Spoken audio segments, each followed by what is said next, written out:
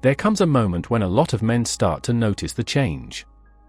The hairline that once framed the forehead starts inching backward.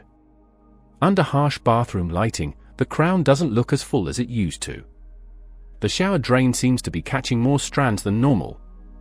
And almost automatically, the same question that men have asked for generations pops up: why is this happening to me?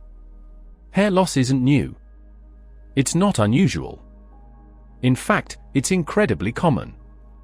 But even today, male baldness is wrapped in myths, punchlines, quiet insecurities, and a lot of misinformation. Is it stress? Your shampoo? Something you did wrong? Today, we're clearing the air. Why do some men lose their hair as they age? What's really going on beneath the scalp? And why does it hit some men harder than others? Let's break it down right here on Ordinary. To start, most male hair loss isn't random shedding. It follows a very specific and recognizable pattern known as male pattern baldness or androgenetic alopecia. Typically, it begins at the temples or the crown and slowly progresses over time. You'll notice that even in advanced cases, the sides and back of the head often remain intact. That's not an accident. Hair follicles in different regions of the scalp are genetically programmed to react differently to hormones. So when hair loss begins, certain areas are more vulnerable, while others are naturally protected. That's why so many men are left with the familiar horseshoe pattern, hair remaining along the sides and back while the top gradually thins out. It's not random chance. It's biology carrying out instructions that were written into your DNA decades ago. Many people assume hair loss happens simply because a man is getting older. But age alone isn't the true cause. The real factor behind it? Hormones. More specifically, a derivative of testosterone known as dihydrotestosterone, or DHT. Testosterone plays a crucial role in male development. It contributes to muscle mass, a deeper voice, body hair, and a range of other defining traits. But when testosterone is converted into DHT, it can also trigger an unexpected effect: the gradual shrinking of certain hair follicles. For men who are genetically sensitive to DHT, this hormone attaches to follicles on the scalp and slowly causes them to shrink, a process known as miniaturization. With each growth cycle, the hair becomes finer, shorter, and less pigmented than before. Over time, those follicles can become so small that they stop producing visible hair entirely. So going bald isn't about having too much testosterone. It's about how your individual hair follicles are programmed to respond to DHT. That leads us straight to genetics. Whether a man experiences noticeable hair loss often comes down to how his body inherited its sensitivity to DHT. For some men, their hair follicles are barely affected by this hormone. For others, those same follicles respond aggressively and much faster. You've probably heard the saying that baldness is passed down from your mother's side. That idea isn't entirely wrong, but it's far from the full story. The genetics behind hair loss are complex. They can be inherited from both parents and involve multiple genes working together, not just a single one. That's why two brothers can have completely different hairlines. It's also why a man can keep a thick head of hair even if his father went bald early. Genetics may stack the odds, but they don't always dictate the final result. Now, let's take a closer look at what's happening at the level of a single hair follicle. Hair doesn't grow continuously. It moves through repeating cycles: a growth phase, a transitional resting phase, and a shedding phase. On a healthy scalp, this cycle runs consistently for years without issue. But with male pattern baldness, DHT interferes by shortening the growth phase. Each new cycle produces hair that's slightly weaker than the one before. Over time, the follicle shrinks so much that it can only produce extremely fine, almost invisible strands, or eventually, nothing at all. It's important to understand that these follicles don't die immediately. In the early stages, they are still alive, just inactive. They've essentially gone dormant.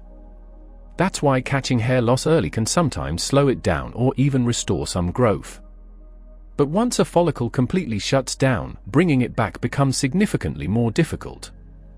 If genetics play such a major role, you might wonder, why aren't men born bald?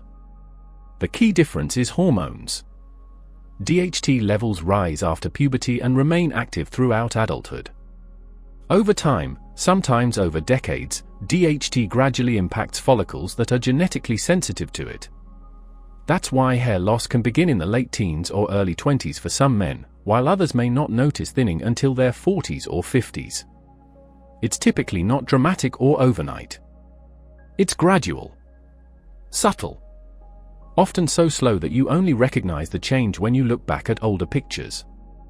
Hair loss isn't a sudden event, it's a long-term biological shift, happening one strand at a time. And of course, there are plenty of misconceptions surrounding hair loss. Let's clear up a few of the big ones. Wearing hats does not make you go bald. Shampooing frequently won't cause it either. Using styling products like gel, wax, or pomade in normal amounts isn't to blame. Now, stress can trigger a temporary condition called telogen effluvium, where more hairs than usual enter the shedding phase.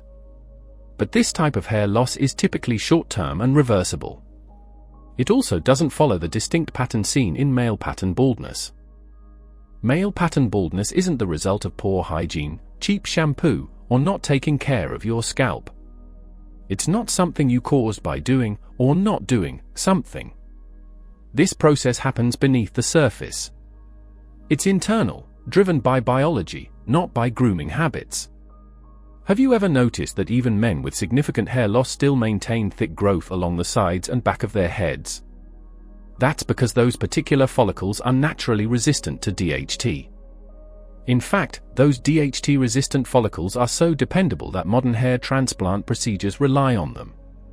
Surgeons relocate follicles from the sides or back of the scalp to thinning areas on top. And once moved, those hairs typically continue growing just as they did before because they keep their built-in resistance. That difference, between follicles that are sensitive and those that aren't, is what creates the recognizable pattern associated with male baldness. But hair is more than just strands of protein. For many men, it's connected to youth, attractiveness, confidence, and even identity. That's why losing it can feel deeply personal, even if it's rarely discussed openly.